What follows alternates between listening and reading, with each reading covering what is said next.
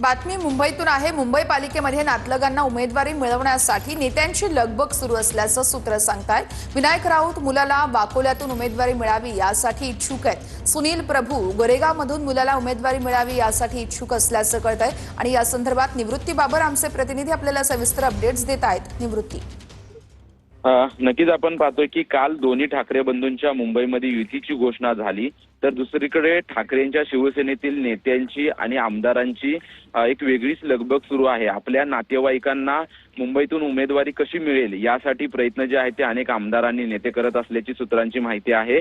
यामध्ये माजी आमदार विनोद घोसाळकर यांच्या धाकट्या सुनेला प्रभाग क्रमांक 2 मधून कशी उमेदवारी मिळेल यासाठी ते आग्रही आहेत। तर त्याचमध्ये दिंडोशी आणि गोरेगावमध्ये आमदार सुनील प्रभू यांच्या मुलाला म्हणजे अंकित प्रभू यांना उमेदवारी कशा पद्धतीने मिळेल यासाठी ते आग्रही आहेत। त्याचसोबतच वरळी, शिवडी, भायखळा, कुलाबा आणि वडाळा विधानसभेमध्ये देखील तिथील स्थानिक आमदार आणि स्थानिक शिवसेनेचे वरिष्ठ नेते जे आहेत ते आपल्या मुलांना कशा पद्धतीने उमेदवारी मिळेल यासाठी सर्वच नेते जे आहेत ते आग्रही आहेत आणि त्या संदर्भात त्यांनी तयारी देखील केलेली आहे। परंतु युती काल जाहीर झालेली आहे। युती जाहीर झाल्यानंतर उमेदवारी मिळते का बघणं अतिशय महत्त्वाचं आहे। तुर्तास धन्यवाद।